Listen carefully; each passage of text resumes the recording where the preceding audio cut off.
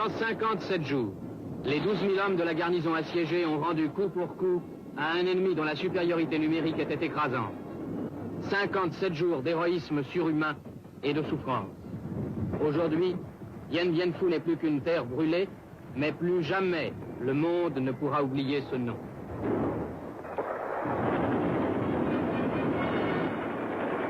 Les origines de la tragédie du Vietnam semblent s'être perdues dans la nuit des temps.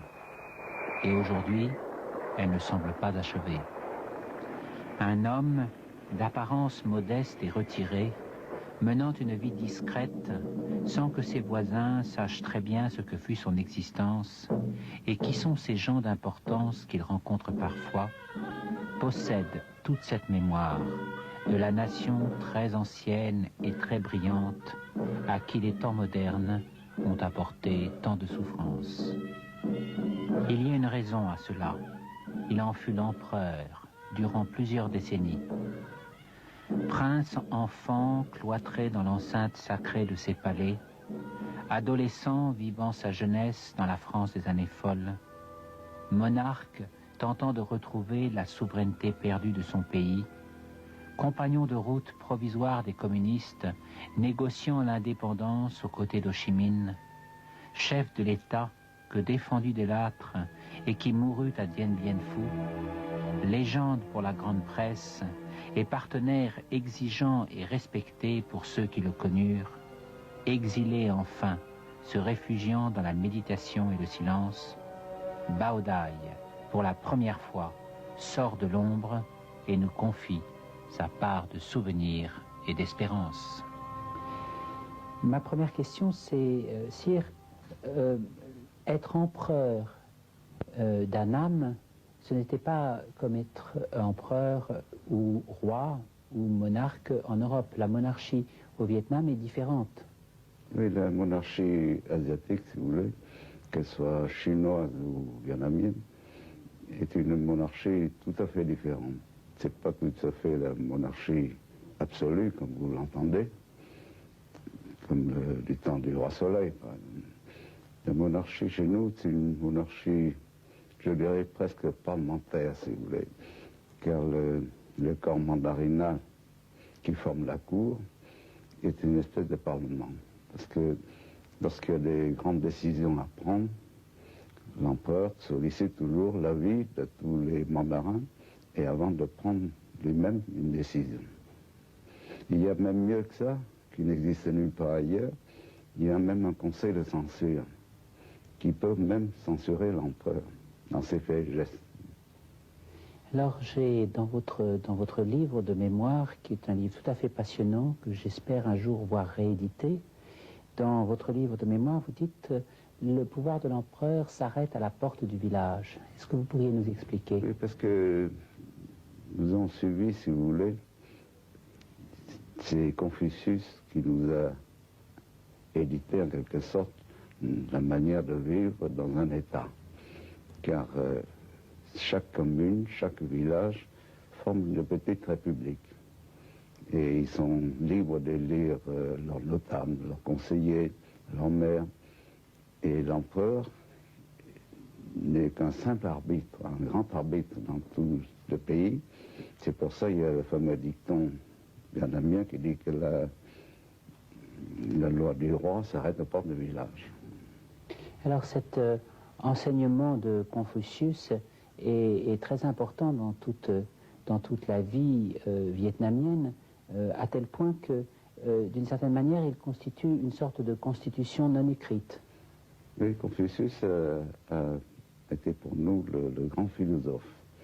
Et c'est lui qui a édicté toutes les lois, aussi bien qui régit même les faits et gestes de l'empereur, jusqu'au dernier des paysans.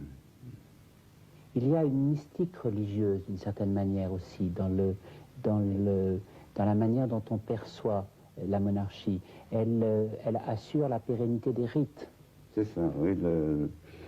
La monarchie chez nous, on ne peut pas dire que ce soit une monarchie de droit divin, si vous voulez, mais l'empereur est reconnu comme un descendant du ciel, si vous voulez, puisqu'il est là. En quelque sorte, il est la liaison entre le ciel et la terre, c'est-à-dire le peuple. Il assure également la continuité historique. C'est ça. Oui. C'est pourquoi Confucius nous a appris ce qu'on appelle le culte des ancêtres. Dont vous êtes le principal responsable, en fait, ou dont vous êtes le garant, en tout cas, dans toute l'étendue du territoire. Je suis, si vous voulez, étant empereur, étant le fils du ciel. Alors, mon devoir, c'est de rendre compte au ciel de mon mandat sur la terre. C'est-à-dire, je suis là pour faire le bonheur du peuple. Alors, il y a une autre institution qui est très intéressante pour nous occidentaux, c'est l'institution des mandarins. En fait, les mandarins ne constituent pas une caste, ils sont mandarins par le mérite. C'est ça, il y a eu toujours des concours. Alors, n'importe quel Vietnamien pouvait, même un simple paysan, même par ses études, par son éducation, peut arriver, en passant des concours, à avoir des places même importantes à la cour. C'était des concours très difficiles. Des concours très difficiles. Hein. Quel pouvoir les Français avaient-ils laissé à cet empereur d'un pays dont ils avaient déjà emporté une partie qui était la Cochinchine et qu'ils protégeaient pour les deux autres régions de l'Annam et du Tonkin? Quel pouvoir laissait-il? En fait, l'empereur n'avait pas beaucoup de pouvoir. D'ailleurs, je vais vous expliquer comment, une fois, vous savez que j'étais intronisé à l'âge de 12 ans et j'ai continué à faire mes études en France. Et c'est vers 18 ans que je suis rentré chez moi. C'est à ce moment-là que je me suis aperçu que tous les droits de l'emploi étaient entre les mains du résident supérieur. J'aurais voulu changer cet état de choses, malheureusement. Je me suis trouvé en but à beaucoup de ces administrateurs, de ces gouverneurs, qui n'ont pas voulu, justement, assouplir cette manière d'administrer. Mais par ailleurs, l'empereur jouissait d'un très grand crédit, d'une très grande confiance de la part de la population. Toujours, c'était, si vous voulez, la population, aussi bien vietnamienne que chinoise, vis-à-vis de l'empereur, avait une espèce de respect traditionnel qui remonte à des siècles. Où résidait l'empereur? À Hue? Ah oui, c'était la capitale. Où il y avait une architecture, des palais extrêmement beaux. Oui, était, si vous voulez, une copie de Pékin. C'est un petit Pékin. Je voudrais que l'on parle un petit peu de votre enfance, sire. Dans votre livre, il y a des pages très, très émouvantes sur cette enfance. Une enfance très solitaire, en fait. Vous êtes livré à un précepteur qui vous enseigne les grands textes confucéens, mais vous avez très peu de contacts avec votre père, des contacts très protocolaires avec votre mère ou avec les impératrices douairières, et vous apprenez une chose qui vous aura suivi toute votre vie, c'est-à-dire à être impassible. Oui, c'est une éducation que doivent recevoir tous les princes appelés un jour à régner.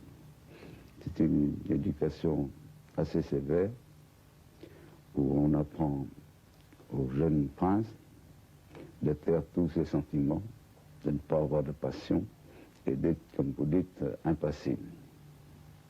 Est-ce que des phrases comme celles que vous notez dans vos mémoires, en mangeant les fruits d'un arbre, pensez à qui l'a planté. Faire le bien est pénible, comme de monter. Faire le mal est aisé, comme de descendre. La prudence d'un seul est annihilée par l'aveuglement de la foule. Ces phrases de l'enseignement confucéen, ce sont des phrases qui vous ont marqué. Oui, ça reste toujours, parce que ça marque toujours dans l'enfance. Quand on vous met ça dans la tête tous les jours, on finit par être, même maintenant, je le ressens encore. Donc vous étiez un enfant sans chagrin, sans désir, en fait, vous en éprouviez, mais vous aviez appris à tout refouler. C'est ça. Et vous dites à un autre moment dans votre livre que cela vous a incité aussi à pratiquer fréquemment la solitude et la méditation. C'est exact. Donc, vous êtes enfant et votre père prend cette décision que vous poursuiviez des études en France. À votre avis, quelles étaient ses motivations? C'est parce qu'il voulait que, comme j'étais fils unique et son héritier, il voulait que celui qui le succéderait ait une éducation occidentale, en plus de l'éducation orientale. C'est pourquoi il m'a envoyé en France. Lorsqu'il est parti en France faire son voyage officiel, il m'a emmené en France. Lorsque je suis arrivé en France et que mon père a confié à monsieur et madame Charles, qui ont servi en quelque sorte des précepteurs pour moi, alors à ce moment-là, j'ai découvert ce que c'était la vie d'un enfant normal. Alors, je voudrais juste faire une notation. Pendant votre trajet vers la France, vous découvrez aussi le monde. Vous passez devant le volcan du Stromboli, par exemple, vous n'aviez jamais vu un volcan. Et là, on s'aperçoit à la fois de la grandeur, et puis peut-être de ce qu'il n'y avait pas dans l'éducation que vous aviez reçue. Il y avait très peu, jusqu'alors, de sciences exactes, pas de géographie, par exemple. D'ailleurs, en dehors de l'éducation qu'on m'a donnée, c'est-à-dire apprendre les préceptes de Confucius, on n'enseignait pas la géographie ni l'histoire, d'ailleurs. Alors c'est pour moi une découverte, car c'est la première fois que je sortais du palais. Et le fait de prendre le train et le bateau, c'est pour moi quelque chose d'extraordinaire. Donc vous arrivez en France, il y a un regret quand même, il y a un personnage qui était très important à la cour de Hué, c'était votre grand-mère paternelle. Vous dites que c'était une Catherine de Médicis à la mesure du Vietnam. Oui, parce que c'est elle qui, après la mort de mon grand-père, c'est elle qui a tout fait pour que mon père puisse régner. Donc c'est elle qui a voulu nous éduquer, mon père et moi, pour faire ce métier d'empereur. Alors vous arrivez en France, je voudrais qu'on parle un petit peu, si vous le voulez bien, de la manière dont on percevait la France dans la famille impériale et peut-être au Vietnam à cette époque-là. Au départ, j'étais étonné de voir la vie en France. Et puis, petit à petit, je me suis adapté. Comme je vivais dans un hôtel particulier pas loin du Champ de Mars, on m'emmenait voir le Champ de Mars, voir le Guignol, monter les chevaux de bois. C'est comme ça que j'ai découvert petit à petit ce que n'était un enfant normal de mon âge. C'est à ce moment-là que j'ai commencé à avoir des jouets. Parce que M. Ramcham m'offrait des jouets, chose que je ne connaissais pas du tout lorsque j'étais au palais. Est-ce que votre terre natale vous manquait? Ou est-ce que vous vous étiez adapté totalement? Non, je me suis adapté très vite, justement, à cette vie de jeune garçon à la française. Est-ce que vous êtes devenu français ou est-ce que vous êtes resté vietnamien? Justement, j'ai fait une espèce d'amalgame des deux civilisations, d'ailleurs. Et j'en parle justement dans mon livre, c'est-à-dire la rencontre de l'Orient et de l'Occident. Et j'étais celui qui, si vous voulez, qui symbolise le mieux les deux éducations. Vous apprenez la musique aussi, sire. Oui, j'aimais beaucoup la musique, justement. Le gouvernement français n'a pas voulu que je passe des examens, parce que si je dois passer les examens, il faut que je les passe tous, beaucoup mieux que tous mes compatriotes. Je comprends. Mais malgré tout, vous suivez une scolarité? Je suivais tous les cours, j'étais dans plusieurs lycées à Paris, et après j'ai fait les Sciences Po. Lors de l'inauguration du pavillon de l'Indochine à la cité universitaire, vous êtes témoin d'un incident qui vous frappe. Il y a eu une manifestation.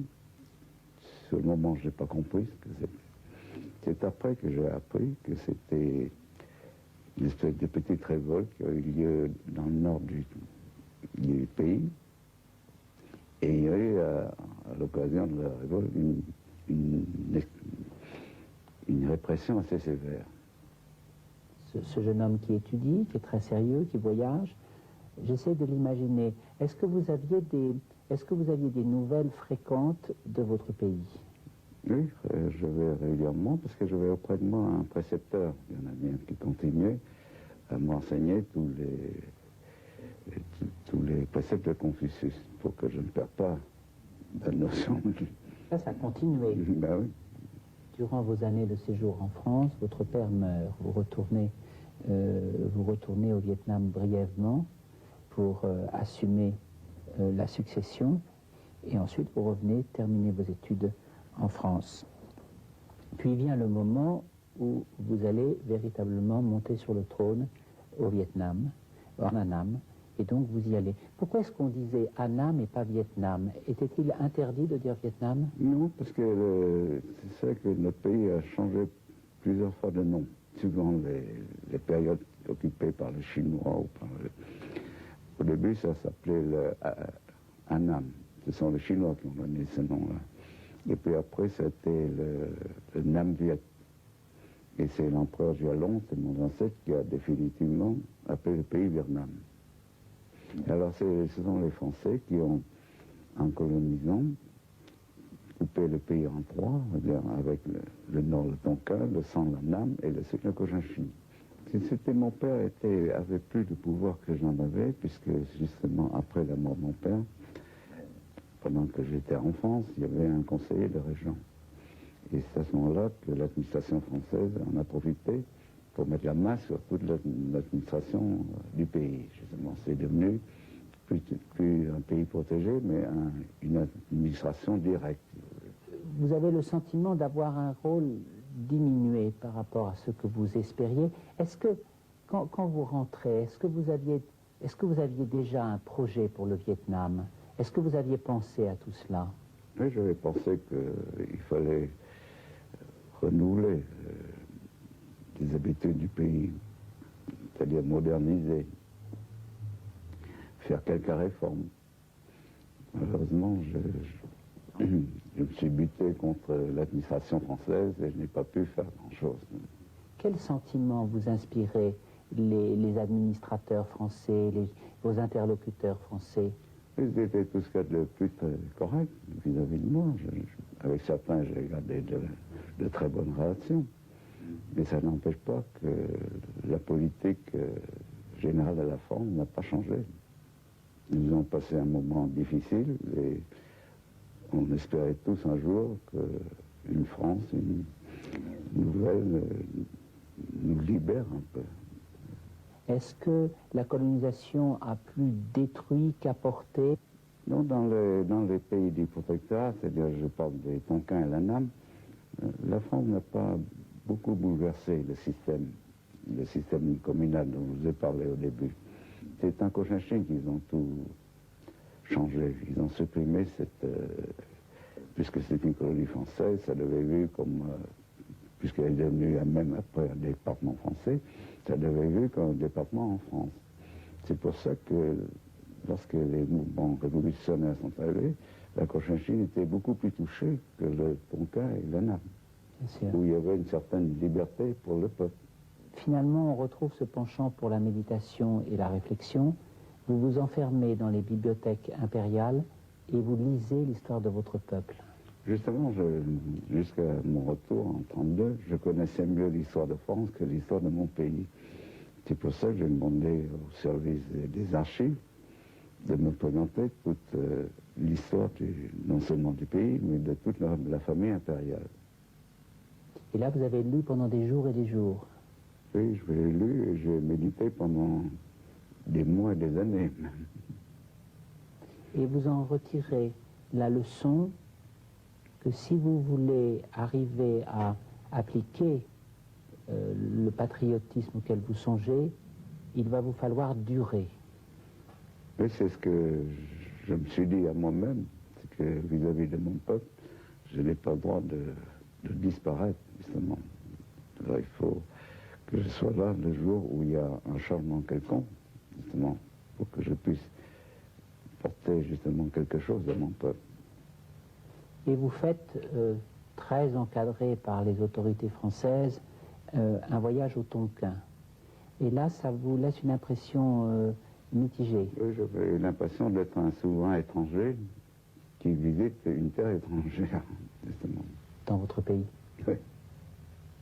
Malgré tout, vous engagez un certain nombre de réformes dans les domaines qui sont encore sous votre pouvoir. Et ces réformes vont dans le sens d'une simplification importante du fonctionnement de la Cour, par exemple. Oui, c'est ça. Oui, j'ai voulu simplifier tous les rites. Par exemple, supprimer ce qu'on appelle les lices, c'est-à-dire de baisser la tête par terre. Justement, c'est pour... J'ai voulu en quelque sorte moderniser tout le système. Il souffrait des maladies de ses sujets plus que des siennes, car c'est la douleur publique qui fait la douleur du roi et non leur propre douleur. Ça, c'est une phrase que vous avez notée dans vos mémoires. C'était bien votre état d'esprit à ce moment-là. Justement, c'est une chose qui m'a beaucoup frappé, cette phrase-là. C'est l'état d'esprit dans lequel vous étiez à ce moment-là, au moment de votre retour. C'est exactement ce que j'ai ressenti, justement. Alors vous prenez conscience aussi du fait qu'il y a des aspirations nationalistes dans le pays. Et notamment, vous êtes amené à conférer des responsabilités à un homme qui s'appelle Godin Diem. Est-ce que vous pourriez nous dire qui il était? Godin Diem était un jeune mandarin d'une vieille famille catholique. Et il était le chef de la province de Fontiès, justement. Et comme je voulais, comme je l'ai dit, moderniser, renouveler le camp mandarina, parce que jusqu'à présent, tous les ministres de la cour avaient une moyenne d'âge de 75 ans. J'ai voulu justement appeler ces jeunes auprès de moi. Et justement, je l'ai appelé Godin Diem, qui était un mandarin intègre, très honnête. Malheureusement, lui, il s'est trouvé comme moi devant un mur, c'est-à-dire l'administration française. C'est pourquoi, au bout de quelques temps, il m'a demandé de partir. Alors je lui ai dit, vous pouvez partir, mais moi, je n'ai pas le droit de partir, parce que je n'ai pas le droit de déserter mon poste. Il faut que je reste là pour mon peuple. C'est comme ça qu'il est parti. Est-ce que vous pensiez que vous alliez le retrouver sur votre chemin? Ben, je l'ai gardé en réserve, si vous voulez, pour un jour possible, qu'il puisse revenir pour travailler avec moi, justement. Et alors, vous, en ce qui vous concerne, vous avez toujours eu une attitude d'extrême tolérance à l'égard des foi et des confessions différentes de la vôtre. D'ailleurs, le palais est un endroit d'une neutralité absolue. C'est-à-dire, l'empereur admettait, pourvu qu'il puisse faire le culte des ancêtres, il admettait n'importe quelle religion. D'ailleurs, chez nous, il n'y a pas de religion d'État. Vous écrivez à un moment, il n'est pas nécessaire que l'empereur soit présent pour que le peuple se sache gouverner. Il suffit que de temps à autre, le plus rarement possible, il apparaisse publiquement, à l'occasion d'une réception ou d'une audience, afin de montrer qu'il est bien vivant. Tous ceux qui en Orient ont exercé le pouvoir ont toujours agi ainsi. Le prince, s'il est pontife, celui qui établit le pont entre le ciel et son peuple, est aussi et par conséquence le médiateur entre le peuple et son avenir. Il doit donc d'abord créer en lui la paix, puis l'harmonie, s'il veut apporter la paix et l'harmonie à son peuple. C'est ainsi que vous avez adopté un profil assez, toujours très discret. D'ailleurs, c'était le rôle même de l'empereur. Et non seulement le rôle de l'empereur, mais le peuple a compris aussi. C'est pourquoi, lorsque l'empereur sort, pour certaines cérémonies, le peuple reste la tête courbée et n'ose pas regarder l'empereur. Car c'est quelque chose de divin. C'est pour ça qu'il est impassible aussi. Vous citez le cas d'une conjuration contre un empereur du passé qui est Oui, tout à ça fait... c'est l'histoire de la Chine. où les conjurés se tiennent devant l'empereur et l'empereur demeure impassible pendant 3 jours. Oui, et il en est mort. Mais... Il en est mort, oui. Et cette attitude, vous allez l'utiliser face à cette omniprésence des Français. Vous vous retirez fréquemment, j'allais dire à la campagne, enfin, fréquemment... C'est pas à la campagne, mais dans la Beauce. Dans la brousse, oui. Et ça, c'est quelque chose que vous revendiquez comme un acte politique, en fait. Je suis un souverain en exil, mais dans son pays. Et c'est pour ça que je me suis un peu détaché de la vie politique, puisque je n'avais pratiquement rien à faire. Et j'allais moi-même parcourir mon pays pour mieux connaître mon pays.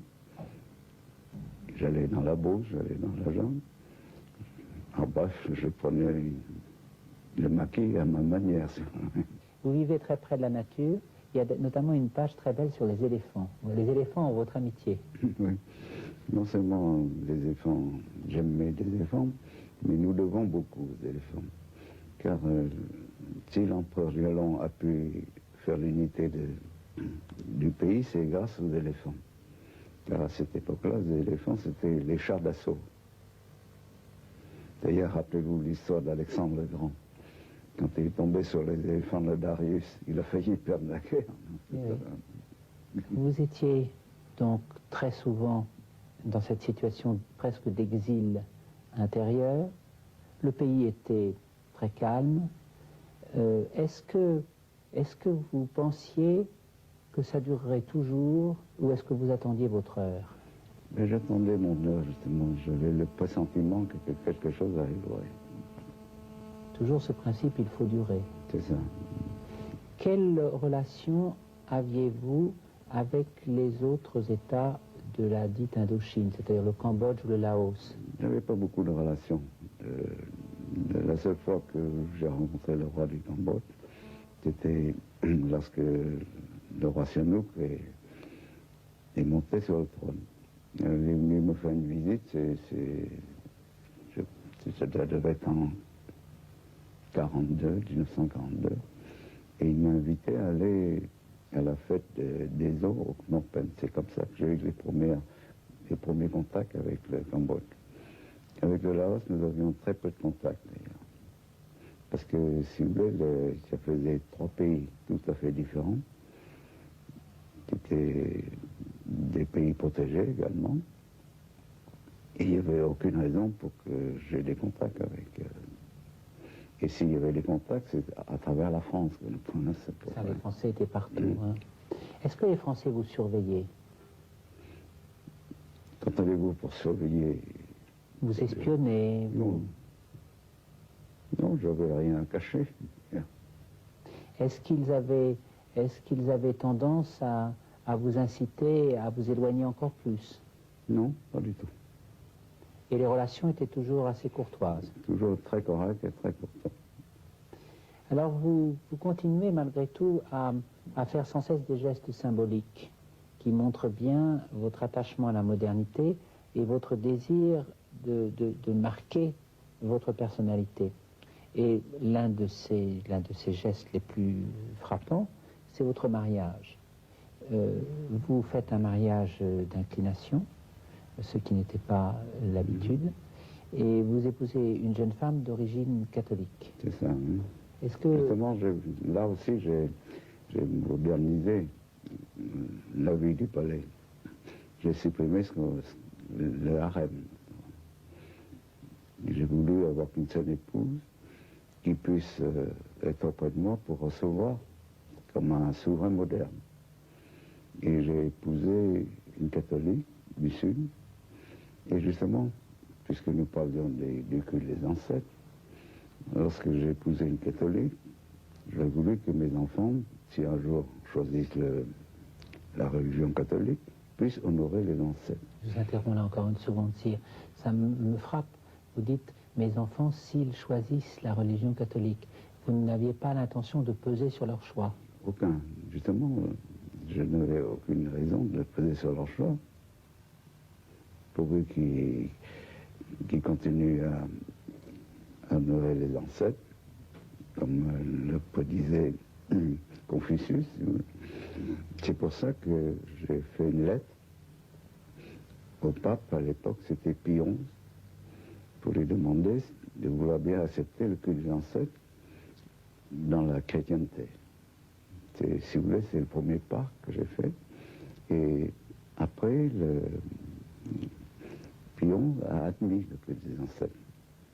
Et c'est le pape Paul VI, je crois, qui a signé les bulles pour admettre définitivement le culte des ancêtres dans la religion catholique. Votre épouse est devenue impératrice, et sur ces entrefaites, vous êtes repassé par la France en 1939, vous avez été reçu par le président Lebrun. Est-ce que la France avait changé? À Paris, Sa Majesté Baodaï et l'impératrice d'Annam sont à l'Élysée les hôtes du président de la République et de Madame Albert Lebrun.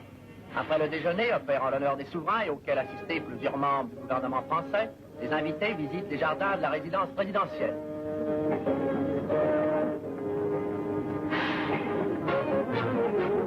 Les enfants de l'empereur et de l'impératrice d'Annam ont manifesté le désir de visiter le zoo de Vincennes. Et accompagnés de leur gouvernante, ils sont venus en cet endroit miraculeux où les animaux les plus fantastiques sont offerts à la curiosité sans cesse inassouvie de l'enfant. Vous entrez en Annam, et d'une certaine manière, l'Annam se trouve plongée dans la tourmente. Il y a tout d'abord un premier gouverneur général qui est Catroux. Catroux qui allait connaître la destinée que l'on sait auprès du général de Gaulle. Est-ce que Catroux était différent des autres dans ses relations avec vous? Je connaissais de longue date Catroux, et nous étions assez liés avec, non seulement avec Catroux, mais avec Madame Catroux, qui était une amie de l'impératrice. Et c'est tout ce qui s'est passé entre Catroux et le gouvernement de l'époque, j'ignorais complètement, d'ailleurs. Lorsque Catroux est parti et que Decoux l'a remplacé, c'est-à-dire Catroux a été limogé en quelque sorte.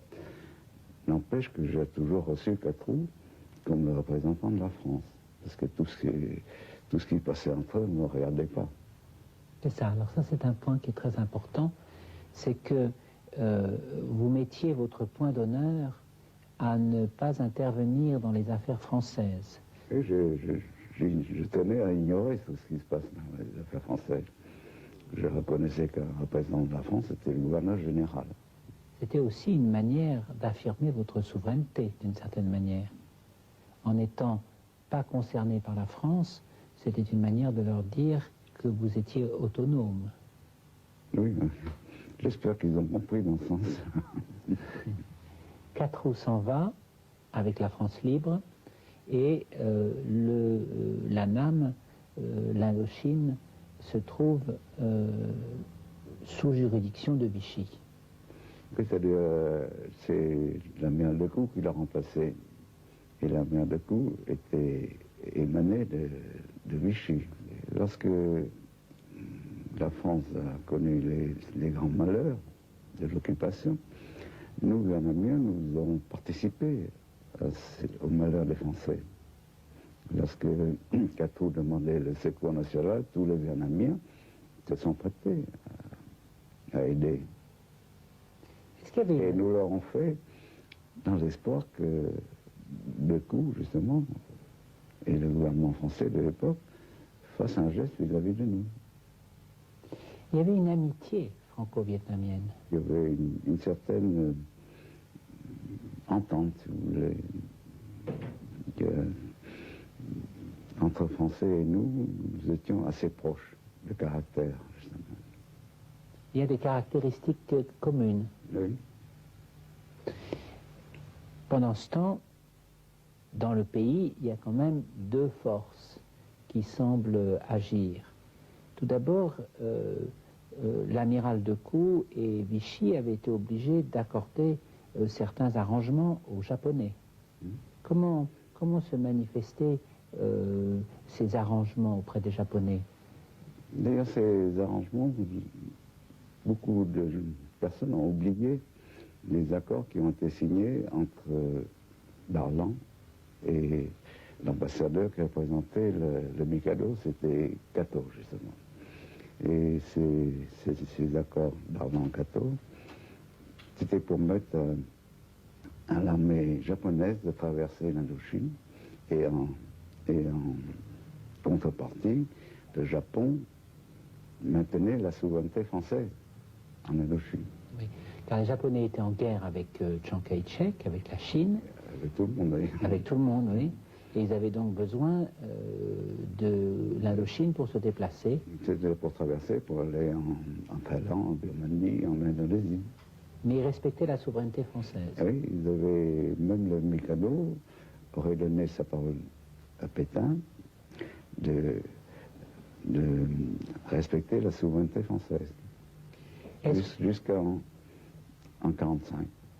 Et comment le peuple vietnamien, à votre avis, ressentait tout cela? À cette époque-là, le peuple vietnamien ne faisait pas plus attention que moi à tout ce qui est des tractations entre Français et Japonais. Pourtant, le nationalisme se développe. Il y a eu un nationalisme de lettrés, qui s'était manifesté à plusieurs reprises dans le passé. Et là commence à apparaître le nationalisme viet minh, c'est-à-dire d'obédience communiste. Est-ce que comment c'est né ce nationalisme? Comment est-il né? Il ne faut pas dire le nationalisme viet minh, c'était des communistes, pas des nationalistes. Car voyez-vous, il y a une chose qui est dramatique, c'est que l'administration française de l'époque, je parle de 1930, 1900, jusqu'à 1935, l'administration française avait beaucoup plus peur des nationalistes que des communistes. Parce que pour elle, les communistes, c'était une affaire internationale. C'est pourquoi ils ont facilité, justement, aux communistes vietnamiens de former un parti, pas dans le Vietnam même, mais en dehors du pays. En dehors du pays, ils commencent à y revenir dans le pays. À y revenir, la France n'était pour rien pour le retour si elle a créé le Parti communiste vietnamien, elle n'y était pour rien pour le retour de Ho Chi Minh. Car le retour de Ho Chi Minh dans le pays, ce sont des Américains. On va aborder tout de suite ce problème, mais encore une ou deux questions sur cette période étrange d'une souveraineté de la France de Vichy, d'une présence assez forte des Japonais et de l'empereur Bao Dai, silencieux, qui observe cette situation à côté du peuple vietnamien. La France est libérée, change de système politique avec l'arrivée aux affaires du général de Gaulle. Et qu'est-ce qui se passe au Vietnam à ce moment-là? Nous, Vietnamiens, on ignorait tout. Nous n'étions pas du tout au courant de tout ce qui se passait. Nous avons appris que la France était libérée, un pan c'est tout. Et les Japonais, à ce moment-là, quelque temps après, font un coup de force. C'est-à-dire, ils ont fait un coup de force parce que les Français ont cru qu'après plusieurs défaites japonaises dans le Pacifique, que c'était la fin du Japon. C'est pour ça que les Français se sont mis à faire une espèce de résistance. Et les Japonais, voyant la fin, ne voulaient pas, une question de face aussi, ils ont fait ce coup de force et ils ont écarté la souveraineté française. Et à ce moment-là, vous vous trouvez, à votre corps défendant, plongé dans la mêlée d'une certaine manière. C'est ça, mais je me suis trouvé, d'ailleurs, c'est une histoire assez dramatique d'ailleurs, Le jour où ils ont fait le coup de force, je n'étais pas dans mon palais, j'étais dans mon pavillon de chasse. Et quand je suis rentré au palais, toutes les portes du palais étaient ouvertes et il y avait des champs de coups de feu. À ce moment-là, il y a des Japonais, un officier japonais venu se présenter en disant de patienter, qui est en train de régler quelques problèmes. Et puis après, il me conduirait au palais. Et au bout de quelques temps, je suis entré au palais et le même officier japonais m'a dit, demain, un grand personnage viendra se présenter à votre majesté. C'est comme ça que le lendemain, j'ai reçu l'ambassadeur Yokohama qui s'est présenté avec des lettres de créance. Il m'a dit que le Mikado m'envoie pour être auprès de votre majesté. C'était ma première, si vous voulez, mes premiers contacts avec le Japon. Est-ce que vous aviez déjà eu l'occasion de réfléchir à ce qu'était l'empereur du Japon et de... Oui, nous connaissions ce que c'était l'empereur du Japon, surtout l'ère de Meiji, qui avait en quelque sorte ouvert le Japon à la vie moderne. Et cette expérience vous intéressait? Oui, je suivais d'assez près l'histoire du Japon. Alors les Japonais vous traitent avec beaucoup d'égards et bientôt vous proposent de proclamer l'indépendance du Vietnam. Alors c'était une situation qui était très compliquée car il n'y avait plus véritablement de souveraineté française à ce moment-là. De Gaulle lui-même le dit, je voyais s'éloigner l'Indochine comme un grand navire. Il n'est pas question évidemment de maintenir l'administration de Vichy. Et vous avez les Japonais qui vous disent proclamer l'indépendance. Et vous hésitez. Oui, je me suis méfié d'abord. Parce que valait cette indépendance. C'était un piège. C'est peut-être un piège, mais le mot était tellement extraordinaire, car c'était un mot tabou pour nous, jusque-là, le mot d'indépendance. Et vis-à-vis de mon peuple, je ne pouvais pas refuser cette indépendance. Si je refusais, ils m'en auraient voulu. C'était une occasion jamais de montrer que nous sommes indépendants, quelle que soit la forme de cette indépendance, justement. Alors, chose extraordinaire, quand j'ai signé cette indépendance, j'ai demandé à l'ambassadeur qu'est-ce qu'il y a en contrepartie. Il me dit rien. On vous demande rien. On vous libère, c'est tout. Est-ce que malgré tout, vous ne risquez pas de devenir un instrument aux mains des Japonais? Et est-ce que vous ne risquez pas de donner l'impression aux Français que vous les aviez abandonnés? Non, pas du tout. Je ne tenais pas, justement, à être un instrument aux mains des Japonais.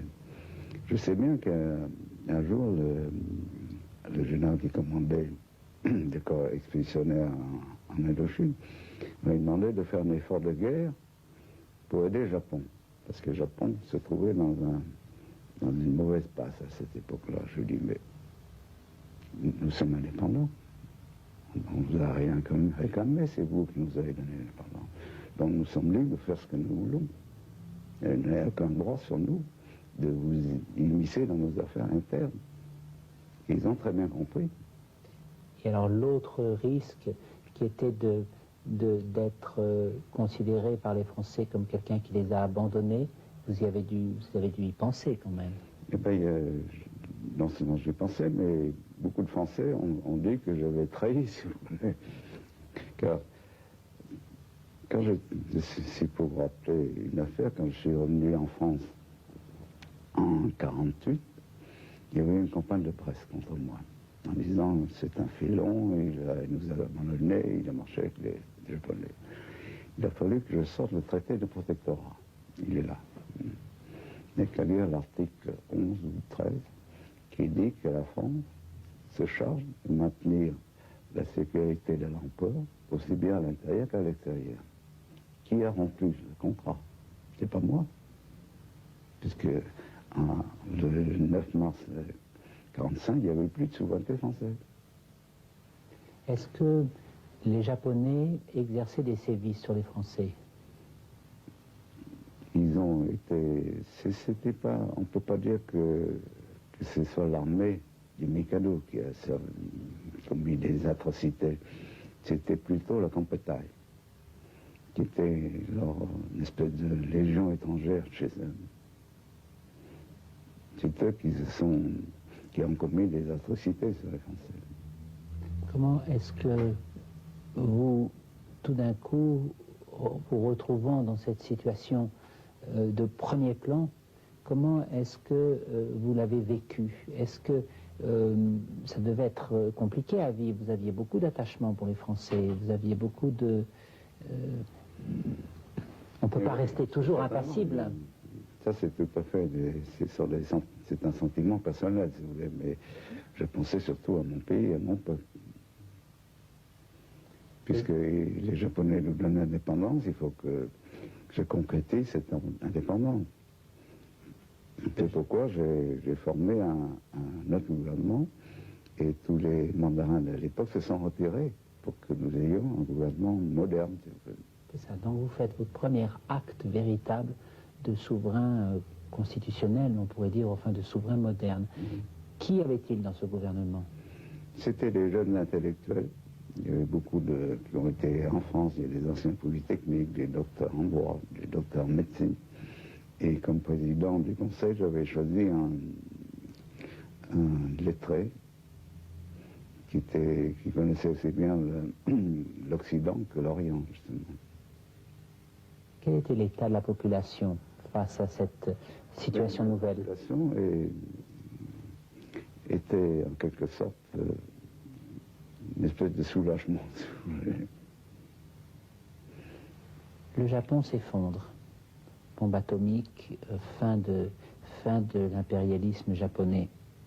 Et c'est à peu près à ce moment que les communistes exercent une pression grandissante. Attention, au départ, ce ne sont pas les communistes qui ont exercé, ce sont les nationalistes qui ont cru qu'il faut que, si vous voulez, dans l'esprit de mes compatriotes, surtout des intellectuels, il fallait une révolution. Parce que pour eux, s'il n'y a pas de révolution, il n'y a pas d'évolution, justement. Alors je craignais, moi, qu'ils fassent une révolution.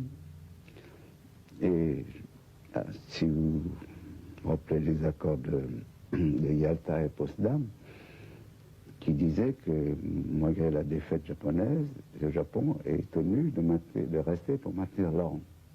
C'est-à-dire, il n'était pas désarmé. Alors j'avais peur justement que s'il y a une révolution, que les Japonais tirent sur mon peuple. C'est pour ça que je leur ai dit, puisque vous voulez faire une révolution, moi je vais vous la faire. De quelle façon? Je vais m'en aller. Et vous abdiquez. Ça nous semble pour nous quasiment incompréhensible. Non. Peut-être pour vous, mais pas pour les Vietnamiens. Les Vietnamiens ont compris que justement, ils n'avaient pas surtout perçu une chose, c'est que ceux qui devaient venir pour former le futur gouvernement étaient des communistes, justement. Mais ils savaient qu'une seule chose, c'est que ce gouvernement, c'est-à-dire l'homme qui devait former le gouvernement, c'est-à-dire Ho Chi Minh, était amené par les Américains. Ils pensaient que, ayant l'Amérique derrière eux, ils avaient tous les pouvoirs pour nous obtenir l'indépendance vis-à-vis des Français, puisque jusqu'à présent, les Américains étaient considérés comme des anticoloniaux. Comment viviez-vous psychologiquement? Non, je n'ai pas été du tout troublé par ces problèmes. Justement, comme je savais, je sentais en quelque sorte venir ce réveil, si vous voulez. D'abord les nationalistes qui voulaient concrétiser cette indépendance. Ils avaient peur que moi, en place, je n'avais pas assez les moyens pour justement obtenir de la France l'indépendance. Et comme je vous ai dit, puisqu'il y a un gouvernement qui est appuyé par les Américains, mais les Vietnamiens pensaient que ce gouvernement avait plus de moyens que moi-même d'obtenir de la France une véritable indépendance. Donc vous abdiquez. Et c'est là où commence une période tout à fait extraordinaire de votre destin. C'est celle de vos relations avec Ho Chi Minh et son entourage. Vous prenez contact avec Ho Chi Minh ou c'est Ho Chi Minh qui prend contact avec vous? D'abord, c'est lui qui a envoyé deux de ses ministres pour recevoir les attributs du pouvoir. Toujours cette idée qu'il y a une succession légitime. La République est la fille de l'empereur, d'une certaine manière. En quelque sorte. Vous lui transmettez le pouvoir. Si vous entendez par là, c'est moi qui ai enfanté, si vous voulez, cette République. Alors c'est à ce moment-là que les représentants de Ho Chi Minh m'ont demandé si je voulais bien aller à Hanoï pour que Ho Chi Minh puisse me connaître et me saluer, justement. Et là-dessus, je suis parti sur Hanoï. Vous étiez devenu Monsieur Vinh Thuy. C'est ça, je suis devenu un simple citoyen. Vous n'aviez pas un très grand regret à l'idée que la monarchie, qui était malgré tout aussi une institution léguée par vos ancêtres, que la monarchie avait disparu? Si, j'avais certainement plus que du regret, mais c'est une page de l'histoire qui tourne. Et ça, c'est la destinée de mon pays. Et vous avez préféré la tourner vous-même? Je préfère que ce soit moi qui la tourne, que ce soit un bain de sang qui tourne la page de l'histoire. Vous allez donc à Hanoï et vous rencontrez Ho Chi Minh. Oui. Et alors là, c'est très extraordinaire. Ho Chi Minh vous traite avec une extrême déférence. Oui, justement, n'oubliez pas que Ho Chi Minh est issu d'une famille mandarinale. Et il me traitait comme si j'étais empereur. Et il a interdit à tous ceux qui étaient autour de lui de m'appeler soit le camarade, des noms prolétaires, s'il vous plaît, et toujours de l'appeler Majesté.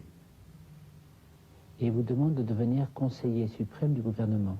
C'est ça, il m'a demandé d'être son conseiller suprême. Et à ce moment-là, j'avais aucune raison de refuser, puisque tous les Vietnamiens, moi le premier, ce que nous voulions, c'est que notre pays soit indépendant. Et j'ai fait le sacrifice, comme j'ai dit. Je préfère sacrifier mon trône et d'être un simple citoyen libre qu'un roi sous domination. C'est pour ça que tous les Vietnamiens voulaient aider ce gouvernement à obtenir une véritable indépendance. Vous êtes auprès de Ho Chi Minh. Quelle impression vous fait-il? Et avec le recul du temps, est-ce que cette impression a beaucoup changé? Et quel jugement portez-vous sur lui maintenant? Non, je n'ai pas changé. J'ai toujours considéré Ho Chi Minh en dehors de ses idées communistes, puisqu'elle était en quelque sorte vécue dans le communisme, puisque si vous vous rappelez le fameux conseil de Tours où il était en France à l'époque, et il est parti à Moscou former le Parti communiste vietnamien. Mais pour vous, c'était aussi un patriote. C'est pour moi, c'était en plus un nationaliste. Il aimait son pays. Malheureusement, il avait derrière lui un comité que je peux appeler le Suprême Soviet, qui était composé de quelques Polonais, de Russes, qui l'obligeaient à marcher. Alors, c'est très difficile de trouver dans votre livre une accusation violente à l'égard de Ho Chi Minh. Vous avez de l'estime pour lui. Et de la même manière, c'est très frappant de constater que Ho Chi Minh ne vous a jamais attaqué. Non, justement, il n'y avait aucune raison pour que je l'attaque, parce qu'au départ, je l'ai même aidé à essayer de sortir le pays. Car n'oubliez pas que nous avons souffert de la guerre. Il y a eu une situation tellement extraordinaire pour nous. Il a même envisagé de vous redonner le pouvoir. Mais c'est Ho Chi Minh lui-même.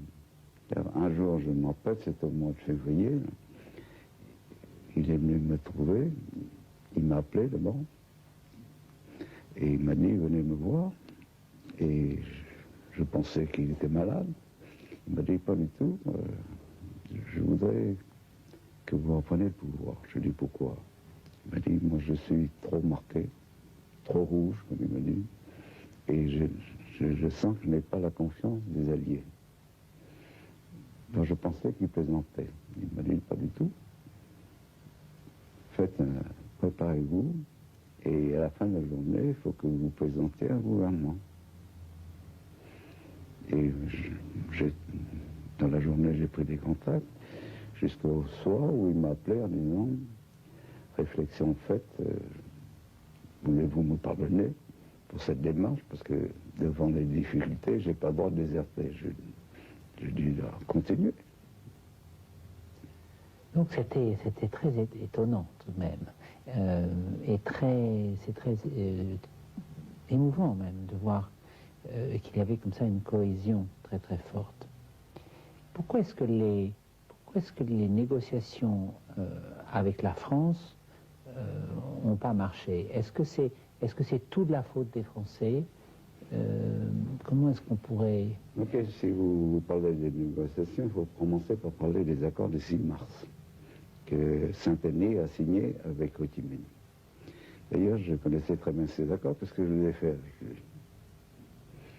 Et une fois qu'il a signé les accords, à ce moment-là, je suis parti en Chine. Alors, ce qui s'est passé après, c'était la conférence de Fontainebleau, lorsque Ho Chi Minh est venu en France. Et là, c'est une conférence qui a abouti absolument à rien, parce que chacun est resté sur sa position. D'ailleurs, pour dire vrai, ces personnes voulaient jouer le jeu, aussi bien les Français que les Vietnamiens.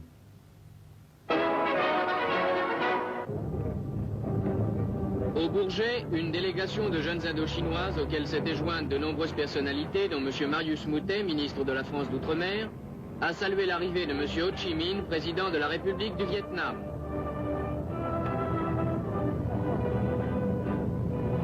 À sa descente d'avion, le leader nationaliste s'est adressé en français à ses hôtes. Au nom de mon peuple et à mon nom personnel, je vous apporte le salut fraternel. Et je vous dis 1000 merci. Il y a une formule comme ça dans la tête qui est une formule vraiment puérile. Mais j'imagine qu'il y a dû y avoir des titres dans les journaux. Est-ce que vous étiez devenu l'empereur rouge? C'est-à-dire... Non, du tout, personne. Tout le monde m'appelait le citoyen Vintui, c'est tout. C'est tout. Qu'est-ce que vous saviez du communisme à cette époque? Vous connaissiez tout du communisme ou est-ce que vous pensiez... Non, je connaissais très mal le communisme. Quand vous jugez cette période d'environ 2 années où vous avez accompagné de très près Ho Chi Minh et où vous lui avez rendu d'énormes services, est-ce que, si c'était à refaire, vous le referiez? Comment vous jugez cela maintenant? Et ça dépend pour quel... Si c'est pour le bien de mon peuple, je le ferai. Est-ce que ça a servi votre peuple? Je pense pas. La guerre, à ce moment-là, se déclenche véritablement entre la France et le Viet Minh. Et cette guerre est terrible, dure. Vous êtes un exilé. J'allais dire, c'est une chose terrible, vous n'êtes plus rien. Et pourtant, progressivement, votre audience semble renaître, et notamment auprès de tous ces Français qui vous ont connu, et auprès de nombreux Vietnamiens qui veulent bien de l'indépendance, mais qui ne veulent pas du régime communiste. Pour être plus clair, il faut remonter un peu dans l'histoire. Après la fin de l'amiral d'Arlanlieu, c'est M. Bollert qui est venu. Et M. Bollert était arrivé en Indochine avec l'ordre de Paris d'essayer d'obtenir la paix. Sous quelle forme? De faire appel à tous les, aussi bien ceux qui combattaient la France et tous les nationalistes qui étaient, si vous voulez, pour employer un mot ordinaire, en dehors du coup. C'est à ce moment-là que beaucoup de Vietnamiens ont pensé à moi. Et si vous vous rappelez, M. Bollert, quelque temps après son arrivée, a fait un appel, le fameux discours de Radon, où il a parlé d'indépendance, mais pas en français, mais en vietnamien. Et à ce moment-là, j'ai reçu un envoyé de M. Bollert qui m'a dit, vous devriez répondre à l'appel de M. Bollert.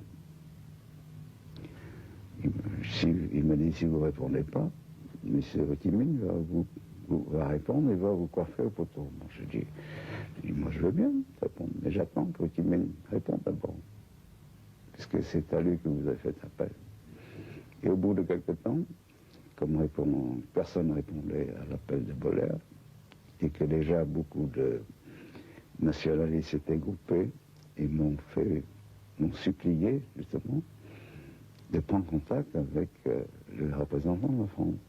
C'est comme ça que j'ai accepté de rencontrer M. Bollert en baie d'Along. Alors, ce sont les conversations de la baie d'Along. C'était les premiers contacts, si vous voulez. Ah, ça a duré longtemps. Ça a duré une journée. Oui, mais après, il y en a eu d'autres. Oui, c'est-à-dire il a voulu faire une proclamation, c'est-à-dire l'unité et l'indépendance.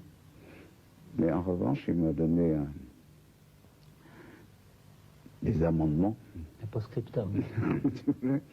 qui ne convenaient pas du tout. Donc vous refusez. C'est pour ça que je l'ai quitté, je suis revenu. D'ailleurs, j'ai dit à Bollert, je viens vous voir à titre personnel, je n'ai aucun mandat de mon pays ni de mon peuple pour signer quoi que ce soit. Et il m'a dit c'était un premier contact simplement. Qu'est-ce qui vous a décidé à revenir? C'était pour moi, si vous voulez, une occasion que je pourrais dire historique, si vous voulez. Car il y a une chose que peu de Vietnamiens savent, c'est que mon devoir, moi, c'est de racheter une erreur de mes ancêtres, c'est-à-dire la perte de la Cochinchine. La Cochinchine, c'était l'Alsace et la Lorraine du Vietnam. Donc, finalement, vous acceptez de revenir en ayant obtenu, cette fois-ci, vraiment l'indépendance et un territoire unifié. C'est pas oui, dans la baie d'Along que j'ai obtenu. C'est après le départ de M. Bollert, c'est à partir de 1949 que j'ai fait des premiers accords avec le président Henriot, qui ne sont pas des accords comme on l'entend, mais c'est un échange de lettres. Et alors, c'est une situation étrange. Vous aviez été empereur, vous aviez été, Monsieur Vinh Thuy, député à la Constituante à l'époque d'Ho Chi Minh, et vous revenez en tant que chef de l'État. Alors, il y a plein de questions à l'esprit. D'abord, cet État, quelle forme avait-il? Vous étiez Sa Majesté Bao Dai, président de la République? Non, même pas président de la République, parce qu'il n'y avait pas de régime défini à l'époque. J'étais revenu et je me suis nommé chef de l'État du Vietnam. Et j'ai dit à mon peuple que quand j'aurais fini mon travail, c'est-à-dire concrétiser l'indépendance, refaire mon pays, à ce moment-là, c'est au peuple de choisir le régime qu'il voudra. Et c'était pas à moi d'imposer un régime quelconque. C'est pour ça que je me suis simplement mis chef d'État provisoire. Deuxième question. La première indépendance, certains vous l'avez reproché en vous disant c'est une indépendance des Japonais. Est-ce que cette fois-ci, vous ne courriez pas le risque qu'on vous dise c'est une indépendance des Français? Non, pas du tout. Parce que les Français ont joué le jeu avec moi, l'indépendance. Naturellement, il y a eu des tiraillements, toujours, comme dans toutes ces affaires-là. Par exemple, pour faire mon armée. Mais ils ont admis cette indépendance, puisque j'ai pu avoir des représentants diplomatiques dans d'autres pays, et il y a pas mal de pays qui nous ont reconnus. Vous aviez des amis dans le gouvernement français? Il y avait des gens qui ont été des alliés fidèles pour vous? J'avais le président Auriol, qui était très compréhensif, qui m'a beaucoup aidé, et puis le ministre des Affaires étrangères, Bilot. Pour le président Auriol, pour ce vieux socialiste, ancien ministre du Front populaire, vous deviez être une contradiction complète à tout ce qu'il connaissait de l'histoire. Peut-être pour lui, mais moi, pour moi, ça n'a aucune importance qu'il soit socialiste, pour lui que j'obtiens auprès de lui ce que les aspirations de mon peuple. C'est ça le principal pour moi.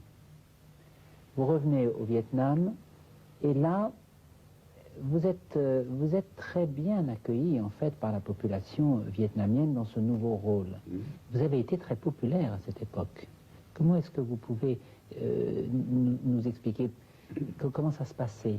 Moi, que vous dites populaire, moi, je n'ai jamais cherché la popularité. Je suis revenu pour faire un devoir que je devais rendre à mon pays, à mon peuple, surtout. Vous constituez une armée nationale, et à cette occasion, c'était quelque chose de très important pour vous.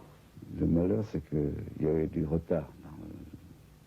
Il a fallu l'arrivée du général Delattre pour que mon armée puisse se faire. Car c'est lui qui a compris qu'il fallait absolument une armée nationale. Monsieur Le Tourneau, ministre des États associés, et le général Delattre de Tassigny sont allés à Dalla rendre visite à l'empereur Bao Dai.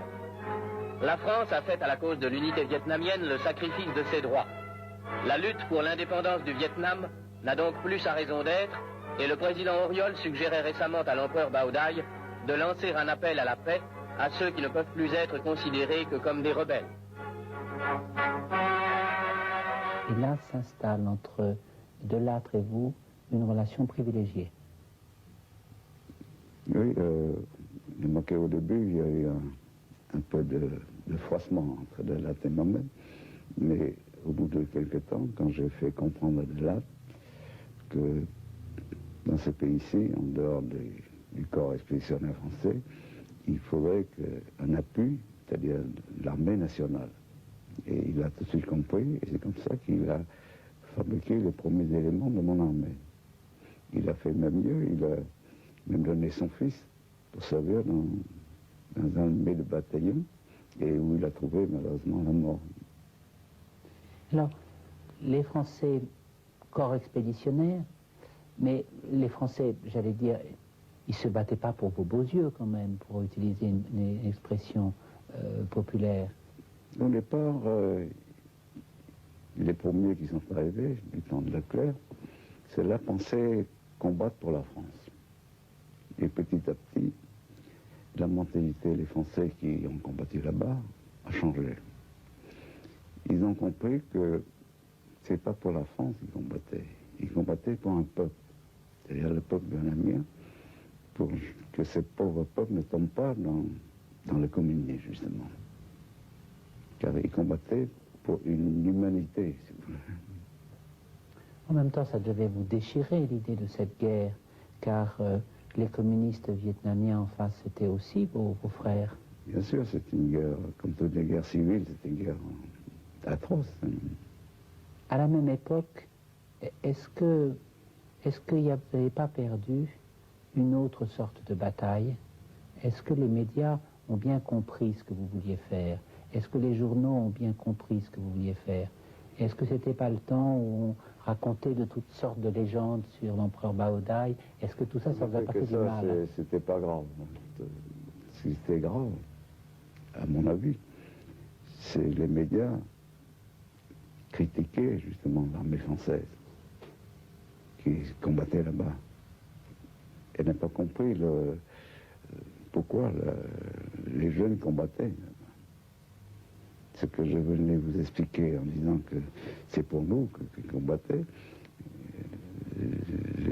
les journaux de France n'avaient pas compris du tout. Et justement, même le gouvernement n'a pas compris à l'époque. Vous veniez souvent en France. Vous aviez beaucoup de contacts avec les Français. Est-ce que vous sentiez que cette politique était en train de s'effriter? Quels étaient les sentiments que vous aviez quand vous voyez que la guerre n'en finissait pas? C'est-à-dire la guerre, à cette époque-là, c'est pas le contingent français qui venait, c'était les volontaires.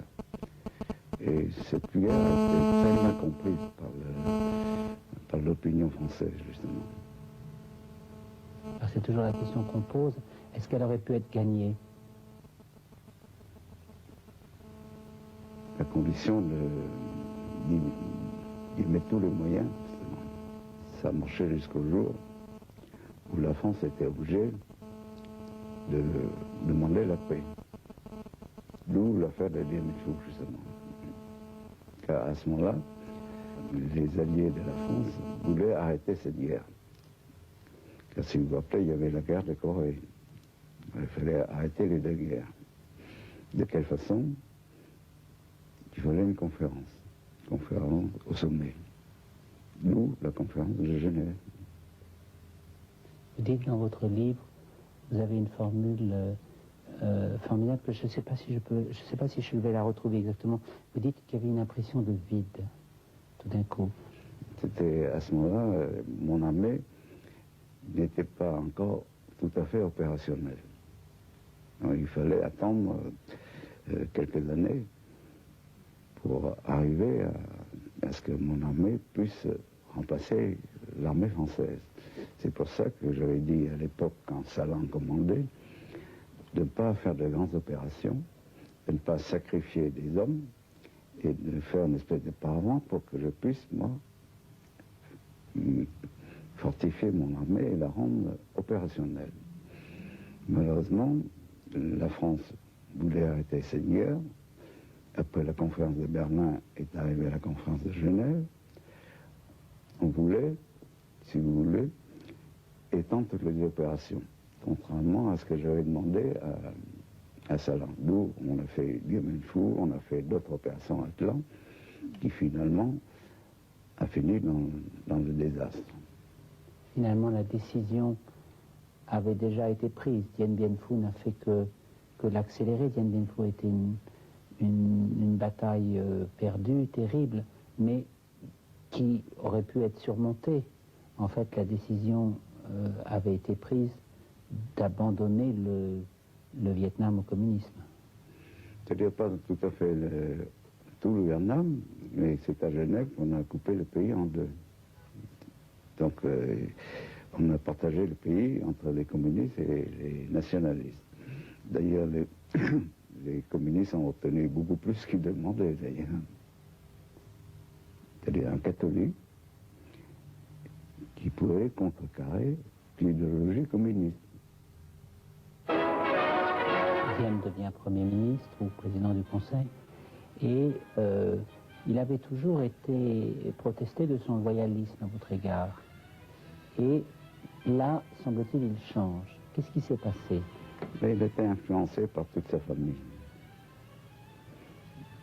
Et puis aussi par ses protecteurs américains.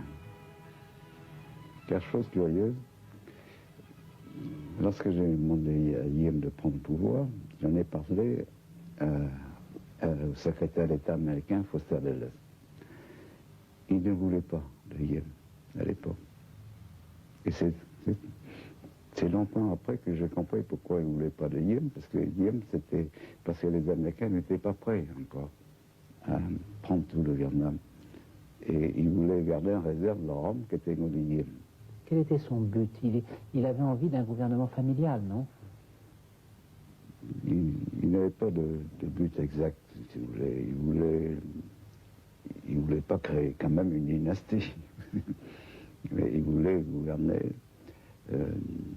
une espèce de petite dictature. Une dictature familiale, plutôt. Corée, pays divisé. À la même époque, il y avait Syngman Rhee, qui avait... Il avait voulu jouer le même rôle, ainsi que le type de Max Essay aux Philippines. Est-ce que vous aviez, vous, conscience de l'attention que les Américains portaient au Vietnam? Est-ce que vous sentiez que derrière toute cette histoire, il y avait déjà les Américains qui se profilaient? Ah oui, j'ai très bien senti que les Américains voulaient une présence dans le Pacifique. C'est pourquoi à l'époque, si vous vous rappelez, la guerre d'Algérie avait commencé. Et les Américains ont fait une espèce de troc, si vous voulez. C'est ce qu'on m'a dit à l'époque. Entre laisser la France se débrouiller en Algérie et que la France aurait pu aller au Vietnam pour leur laisser la place aux Américains. Quand les accords de Genève ont lieu et que Diem progressivement étend son pouvoir dans le sud du Vietnam, vous êtes en France. Est-ce que est-ce que vous pensiez retourner au Vietnam ou est-ce que vous aviez choisi? Non, pas du tout. C'était fini pour moi. J'avais dit à tous mes amis, aux pays qui nous soutenaient, j'ai dit mon rôle est terminé. Parce que je suis ou le maître du nord au sud, ou bien je suis rien. Puisque vous avez coupé le pays en deux, je vais nommer un homme qui va s'occuper de la partie qu'on nous laisse, dans Smolingen, justement. Quel sentiment aviez-vous à ce moment-là à l'égard d'Ho Chi Minh? Vous lui en vouliez? Vous lui... Non, non. J'en voulais parce qu'il a fait une guerre inutile, tout comme ça. Est-ce que vous vous rappelez des sentiments que vous avez eus quand, à l'issue d'un référendum, Diem a proclamé la République? Quelle impression avez-vous eue? Est-ce que vous avez pensé... Je m'attendais à ce référendum, d'ailleurs. Je n'ai pas été du tout surpris, parce que ça a été préparé de toutes pièces. Et je ne voulais pas descendre dans l'arène pour défendre ma position.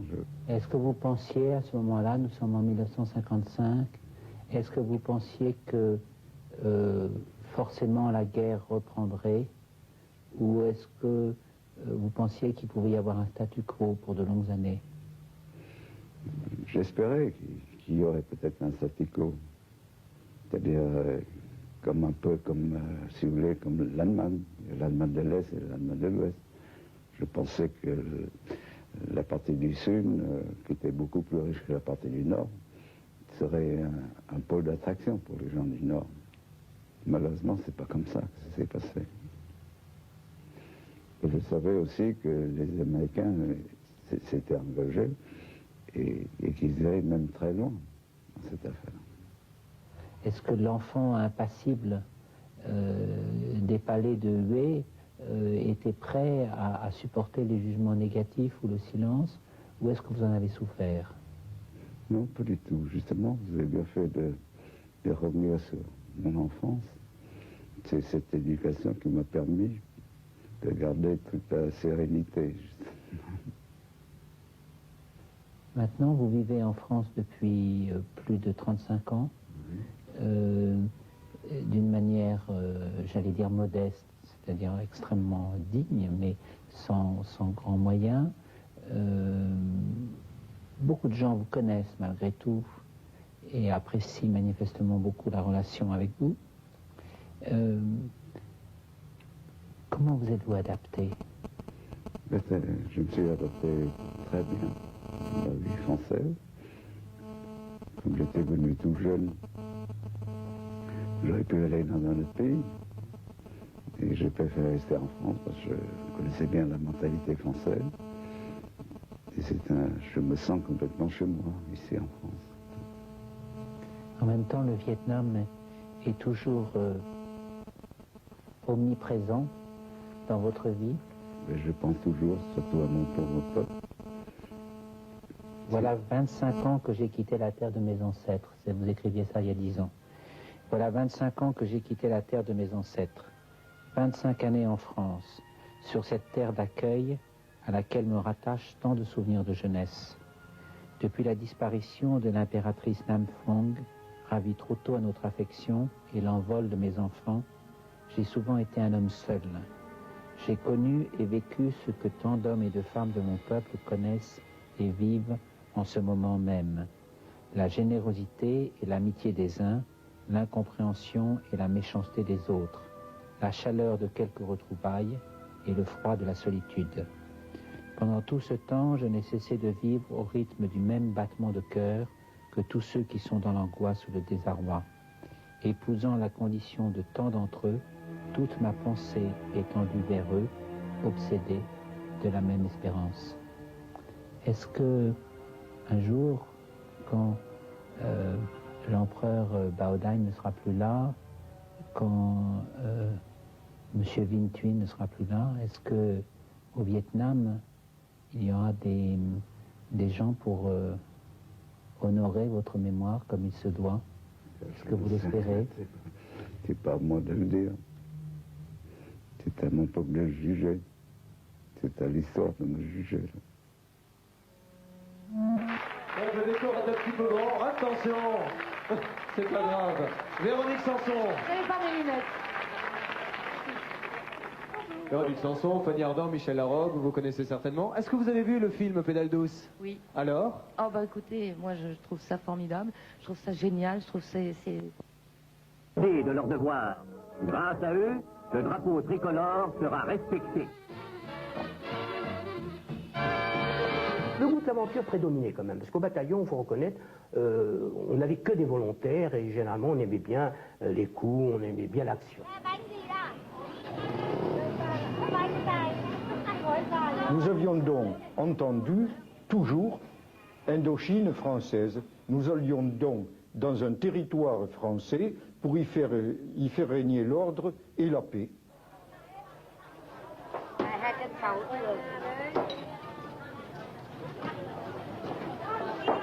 L'image de la France était associée à celle du corps expéditionnaire français. On pensait surtout au corps expéditionnaire français. Et tout le monde se disait que si le corps expéditionnaire revenait, cela signifiait le rétablissement de l'ancien régime. Cela signifiait la fin de tout rêve d'indépendance. Pour ces nouveaux Français, l'Indochine, c'est d'abord une carte postale et une aventure. Derrière les sourires et l'apparente passivité des populations, saisissent-ils vraiment la réalité profonde du pays et de ses aspirations? Ceux qui croiront comprendre seront à jamais marqués par ce qu'on appelle le mal jaune, mélange d'exotisme et d'attachement aux vertus d'un peuple où les petites Kongai, compagnes d'un jour ou de quelques mois, joueront souvent le premier rôle. D'emblée, ils sous-estiment l'ampleur de la révolution Viet Minh et de son enracinement populaire. Depuis septembre 1945, la péninsule est de fait coupée en deux. Au nord, Ho Chi Minh a proclamé l'indépendance. Au sud, la France s'accroche à la Cochinchine, dont le statut colonial particulier est inscrit dans l'ancienne constitution française. De Gaulle a confié la responsabilité du rétablissement de l'ordre à un binôme, où bizarrement le général Leclerc est placé sous les ordres d'un moine soldat, l'amiral d'Argentlieu. Les premières opérations de pacification commencent dans les rizières de Cochinchine, où le corps expéditionnaire va découvrir la guerre révolutionnaire. Et ça n'était pas la guerre que nous connaissions, et ça ne ressemblait à rien de ce qu'on avait pu apprendre dans les livres d'histoire. En particulier en Cochinchine, dès le début, les troupes françaises ont eu affaire à des bandes de brigands, des bandes manipulées par des communistes ou par des nationalistes, ou manipulées, conduites par des soldats ou des officiers japonais qui étaient restés là. Ils n'avaient pas une motivation politique bien définie, mais enfin ils avaient tous en commun la haine de l'occidental et la haine du français. C'est une guerre qui me rappelle un peu la guerre des maquis, mais évidemment j'ai changé de poste, puisque au lieu de harceler l'occupant, nous sommes harcelés, mais nous rendons coup pour coup. Il n'y avait pas vraiment de grande résistance en face de nous, mais quand un véhicule isolé était arrêté, on retrouvait les légionnaires ou les coloniaux avec la tête en moins et les couilles en moins. Alors bien sûr, quand les camarades retrouvaient la tête du copain affichée sur un bambou à l'entrée d'un village, le village risquait d'avoir des désagréments. Entre nous, les consignes qu'on nous donnait, c'est la pacification. Pacification. C'est-à-dire, soyez très correct avec la population, il ne faut pas les molester, ceci, cela, pacifier, pacifier, et puis d'un autre côté, allez hop, ratissez, puis allez-y carrément, c'est-à-dire, il faut les éradiquer. Au nord, en ce début 1946, le problème c'est d'abord de se débarrasser des troupes d'occupation chinoises de Chiang Kai-shek qui ont été chargées par les Alliés de désarmer les Japonais. Ho Chi Minh, qui se présente comme un leader nationaliste, va se servir de la France pour chasser l'encombrant voisin. Pressé par Leclerc qui veut au plus vite réoccuper Hanoï, le commissaire de la République, Jean Sainteny, va signer le 6 mars avec